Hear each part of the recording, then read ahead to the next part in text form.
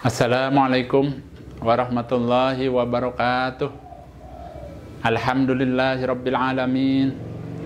Asyhadu an la ilaha illallah wa asyhadu anna Muhammadan abduhu wa rasuluh sallallahu alaihi wasallam wa ala alihi wa ashabihi amma ba'd. Para bapak, ibu jamaah umroh sekalian, di sini saya akan memberikan beberapa tips dan keterangan mengenai apa saja yang harus diwaspadai pada saat kita melaksanakan ibadah umroh. Bapak Ibu sekalian, sengaja di sini saya akan memberikan tips agar pada saatnya melaksanakan ibadah umroh, terutama Bapak Ibu sekalian yang masih baru, yang pertama kali di dalam pelaksanaan ibadah umroh. Nah, ini info yang perlu diwaspadai Bapak Ibu sekalian. Yang pertama, supaya hati-hati dalam menyimpan uang. Ya, diulangi, supaya hati-hati di dalam menyimpan uang. Mengapa demikian? Karena tempo hari terjadi musibah terhadap paman saya. Saat itu beliau sedang melaksanakan tawaf di Baitullah. Nah, beliau itu membuat tempat uang di sabuk yang besar itu. Kalau orang bilang itu sabuk jawara, ada yang hijau itu, yang biasa digunakan para jamaah laki-laki ketika umroh. Nah, beliau itu memodifikasi sabuk tersebut untuk tempat uang seaman mungkin. Tapi ternyata pada saat beliau sedang melaksanakan tawaf, ada yang menyilet. Jadi sabuknya itu akhirnya ada yang menyilet, kemudian hilanglah uangnya. Nah, dari itu di sini saya mengingatkan buat Bapak Ibu sekalian, terutama yang baru akan melaksanakan ibadah umroh, supaya menyimpan uang seaman mungkin. Nah, ini tip dari saya. Yang pertama, supaya Bapak Ibu sekalian jangan terlalu banyak bawa uang cash. Bawalah uang secukupnya saja. Nah, kemudian silahkan membawa kartu ATM, di mana kita memiliki tabungan di Indonesia ini. Nah, supaya diisi, kemudian cukup dibawa kartu ATM-nya saja. Nah, untuk pengambilan uang di ATM, itu ternyata pemerintah sana memberi banyak kemudahan Bapak Ibu sekalian. Baik itu di Madinah maupun juga di kota Mekah. Itu banyak tersebar beberapa ATM. Bahkan bila kita mengambil uang melalui ATM, umpamanya 200 real, 300 real, itu kursnya itu malah lebih murah. Jadi kita lebih diuntungkan daripada menukar di tanah air. Jadi tadi kesimpulannya, silakan bawa uang secukupnya, jangan terlalu banyak, ya. Kemudian cukup membawa ATM. Jadi bila mana kurang, kita tinggal pergi ke ATM. Selanjutnya Bapak Ibu sekalian, ya, bila kita ingin melaksanakan ibadah umroh juga supaya dipersiapkan kaos dalam yang terdapat kantong di dada. Biasanya kaos dalam itu tersedia di tempat-tempat penjualan perlengkapan ibadah haji dan umroh. Kalau di Jakarta di sini terkenal di Pasar Tanah Abang. Insya Allah tersedia. Nah, itu gunanya untuk apa? Gunanya adalah untuk menyimpan uang atau benda-benda yang penting. Jadi dipersilakan bawa kaos dalam yang ada kantongnya. Orang bilang katanya kantong Doraemon, ya, ada di dada. Itu insya Allah aman. Yang kedua, itu tadi yang pertama. Yang kedua, supaya hati-hati bila ingin mencium Hajar Aswad. Mengapa demikian Bapak Ibu sekalian? Karena terkadang pada saat kita akan melaksanakan keinginan kita untuk mencium Hajar Aswad, biasanya ada beberapa orang yang menawarkan jasa untuk mengawal agar kita mudah untuk mencium Hajar Aswad. Nah, di sini saya mengingatkan supaya hati-hati dan jangan sekali-kali untuk ikut bersama mereka. Karena pemerintah Saudi melarang adanya joki-joki yang seperti itu. Kalau di sana biasanya terkenal dengan joki Hajar Aswad. Nah, itu ada larangan yang nggak boleh. Bila mana ternyata tertangkap, urusannya jadi panjang. Jadi diusahakan, tips dari saya, kalau kita umroh dan ingin mencium Hajar Aswad, diusahakan kita melakukan sendiri. Nah, caranya di sini saya memberikan tips agar berangkat kurang lebih setelah sarapan pagi jam 7 sampai jam 8 pagi. Jadi pada saat orang pada pulang, ya, kita bisa saja langsung di situ nunggu sebentar, nggak pulang bisa. Atau kita pulang sebentar, karena biasanya itu kan butuh stamina yang kuat ya, berdesakan dengan orang. Nah, setelah sarapan kita cepat-cepat pergi kembali ke Masjidil Haram untuk melaksanakan keinginan kita, yaitu sunahnya mencium Hajar Aswad. Insya Allah, banyak-banyaklah berdoa, insya Allah bisa dimudahkan, karena memang itu harus dengan perjuangan yang berat, fisik yang kuat. Jangan lupa banyak berdoa. Selanjutnya yang ketiga, supaya hati-hati bila kita tahallul. Jadi setelah kita melaksanakan ibadah umroh, lukar, itu kan biasanya tahallul dengan memotong rambut. Ya. Terkadang Bapak Ibu sekalian yang masih baru itu bingung di mana cukur botaknya umpamanya. Nah, biasanya banyak tersedia di sekitar hotel kita yang kita tempati atau barangkali di tempat-tempat yang lain. Hanya saja tips dari saya, untuk harga potong rambut, ya, bisa potong rambut setengah botak atau cukur botak, itu biasanya harganya insya Allah sampai sekarang juga masih sama, yaitu 10 real. Jadi umpama ada yang menawarkan 20 real atau 30 real, nah supaya ditawar terlebih dahulu. Dan di sini juga saya mengingatkan, andai kata sudah deal harganya 10 real, bila mana pas saat pengerjaannya, tukang cukurnya misalnya ngasih sesuatu wangi-wangian, sampo, kemudian dipijit-pijit dan lain sebagainya, supaya katakan la, tidak, atau jangan. Karena biasanya bukan menjadi 10 real, akan berlipat. Ya, bisa berlipat-lipat harganya. Nah, itu tips dari saya supaya menolak, ya, dan kita menawar cukup 10 real. Selanjutnya yang perlu diwaspadai juga supaya yang nomor 4, yaitu supaya hati-hati bila ingin memberi sodako kepada para petugas kebersihan yang ada di Masjidil Haram atau juga di Masjid Nabawi. Mengapa demikian Bapak Ibu sekalian? Karena saya pernah melihat ada bapak-bapak di pelataran Masjidil Haram itu sengaja dia membuka dompet, kemudian dia bagikan uang ke petugas kebersihan.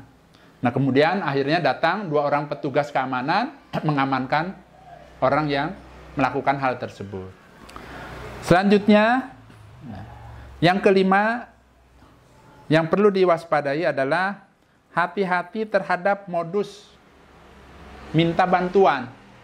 Nah, tempo hari juga itu ada orang yang datang kepada diri saya sendiri pada saat itu sekitar insya Allah kayaknya sambil menunggu subuh, ya. Jadi ada orang datang, kemudian dia menceritakan hal-hal yang intinya minta bantuan. Dia bilang katanya dari Palestina lah, apalah, minta ongkos buat pulang dan lain sebagainya. Nah, itu bagaimana caranya? Tips dari saya adalah bilang saja, katakanlah, kemudian kita pindah tempat, ya. Hindarkan abaikan seperti itu ya. Karena kita tidak tahu apakah betul dan tidak. Dan memang ya menurut informasinya itu banyak modus yang seperti itu. Selanjutnya nomor 6, supaya hati-hati pada saat kita tur, baik itu tur ke Masjid Kuba, tur ke Jabal Sur, kemudian ke tempat-tempat yang lainnya, itu supaya hati-hati ya. Jangan sampai kita menggunakan jasa tukang foto. Karena apa? Biasanya tukang foto itu menawarkan foto-foto 10 real. Nah, kalau kita iyahkan, terkadang prakteknya itu tidak 10 real. Jadi dia itu caranya motonya hanya melakukan pemotretannya itu beberapa kali, dan dia akhirnya meminta lebih dari 10 real, bahkan minta 100 real. Akhirnya kan memberatkan kita akhirnya tidak nyaman. Nah, tips dari saya ya ada 2. Pada saat kita tur, silahkan pergunakan handphone ya. Jadi smartphone itu kan di situ ada kamera canggihnya, bisa untuk merekam, bisa juga untuk membuat foto. Nah, silahkan dipergunakan handphonenya. Namun di sini saya mengingatkan, bila mana kita membuat rekaman, itu diusahakan cara membuatnya itu adalah jangan tegak lurus tapi miring. Kenapa? Karena supaya nanti pas saat pengeditannya itu lebih mudah. Bisa kita videonya kita simpan di YouTube umpamanya, atau di file-file yang lainnya, itu lebih mudah di dalam pengeditannya. Jadi jangan vertikal seperti ini, jangan, tapi diusahakan seperti ini. Itu kalau kita merekam. Begitu juga dengan foto-foto, kita diusahakan ya jangan berdiri terus, diusahakan juga ada yang datar seperti ini. Nah, itu tipsnya.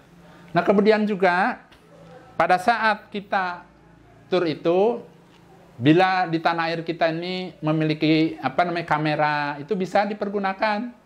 Baik itu kamera mirrorless-nya atau juga misalnya sejenis GoPro, itu bisa dipergunakan. Jadi tidak usah kita menyewa tukang foto yang ada di sana. Ya, karena biasanya ya seperti itu ya, akhirnya membuat ketidaknyamanan. Selanjutnya Bapak Ibu sekalian, yang perlu diwaspadai, yang ketujuh yaitu hati-hati jangan membawa kamera ke dalam masjid. Nah, jadi pada saat itu ya, ada kejadian, ada seseorang yang membawa kamera yang kecil, padahal kecil ya, namanya kamera GoPro. Nah, dia itu merekam di sekitaran Masjidil Haram. Nah, akhirnya petugas secara diam-diam memantau, karena mungkin banyak CCTV di sana ya. Bukan mungkin, memang banyak CCTV. Akhirnya disergap, kemudian dibawa, disita kameranya, orangnya juga dibawa. Nah, itu jangan sampai terjadi seperti itu. Lalu bagaimana agar kita bisa memiliki kenang-kenangan?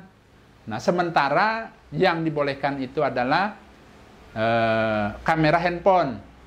Jadi kamera smartphone yang sekarang itu kan canggih-canggih, itu bisa digunakan asalkan tidak mengganggu pada saat ibadah. Jadi kalau kita saat ibadah, supaya kita fokus saja ibadah ya.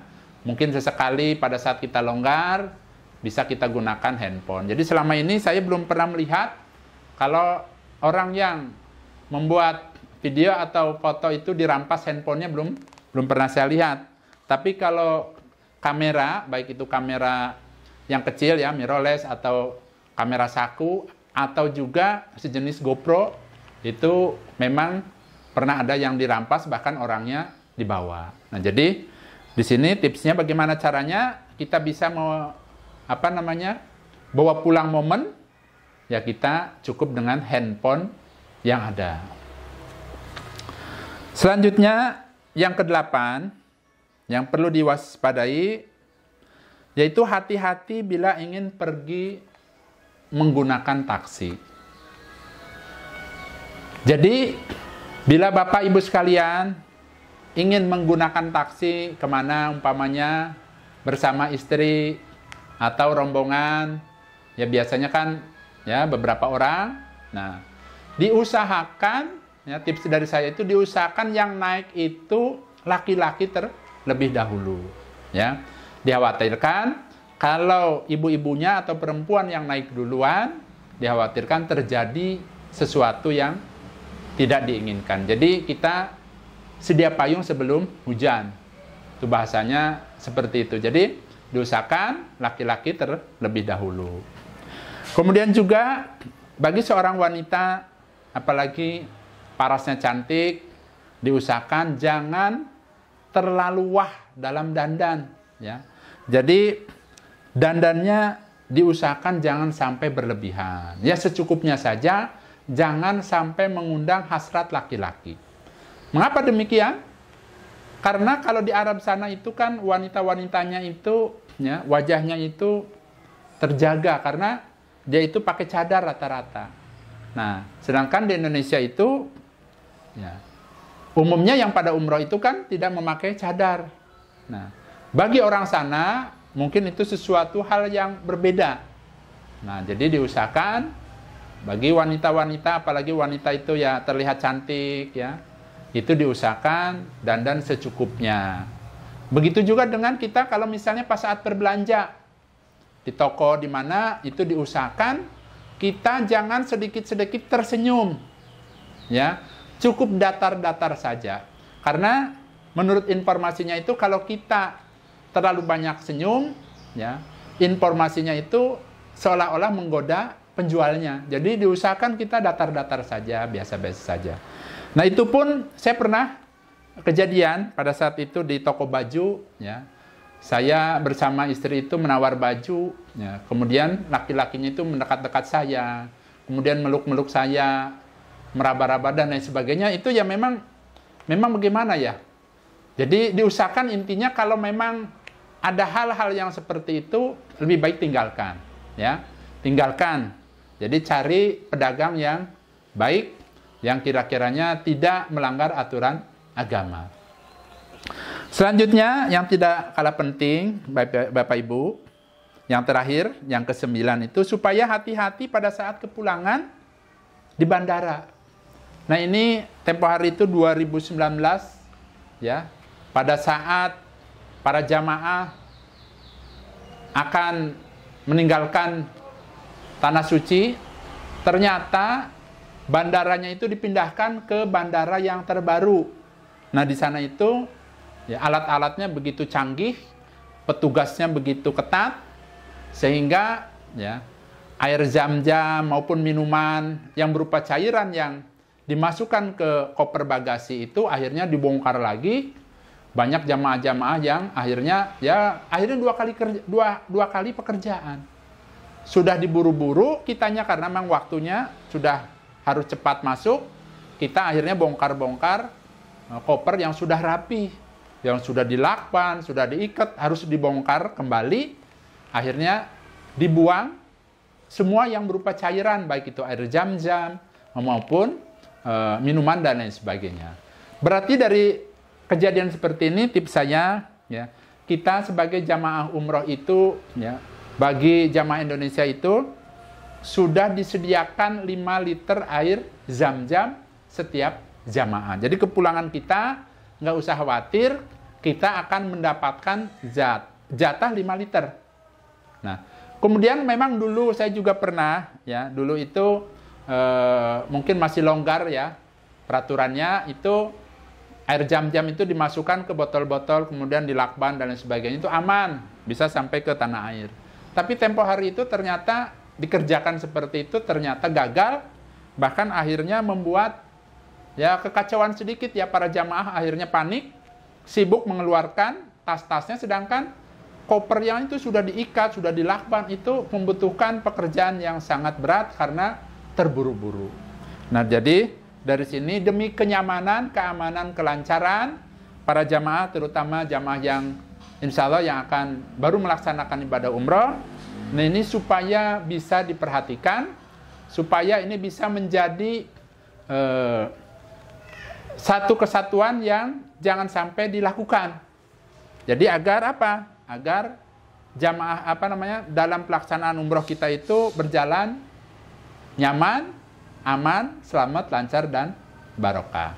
Dan yang terakhir, tidak kalah pentingnya Bapak Ibu sekalian, di dalam pelaksanaan ibadah umroh ini, ya, diusahakan sebelum berangkat, perbanyaklah doa kepada Allah. Jangan lupa sholat malamnya, jangan lupa sholat hajatnya, minta kepada Allah, mohon kepada Allah, agar keberangkatan Bapak Ibu sekalian, Allah berikan sehat, kuat, aman, selamat, lancar, dan barokah. Terlebih di sepertiga malam yang terakhir, ya, itu dalilnya itu mustajab bagi siapa saja yang minta kepada Allah. Jadi bangun tengah malam, jam 2, jam 3, silahkan minta kepada Allah agar dimudahkan, dilancarkan dalam perjalanan ibadah umrah tersebut. Nah, saya rasa itu saja. Bila mana ada kekurangan, Bapak Ibu sekalian, saya mohon maaf. Bila ada kesalahan juga, ya, saya mohon maaf. Ini hanya sebagai informasi, bila mana dibutuhkan silahkan digunakan. Silahkan dipakai. Mudah-mudahan video ini bisa bermanfaat buat Bapak Ibu sekalian. Dan tentunya yang saya harapkan, bila mana bermanfaat, mudah-mudahan bisa menjadi jariah bagi saya dan keluarga. Alhamdulillah, jazakumullahu khairan. Dari saya pamit. Wassalamualaikum warahmatullahi wabarakatuh.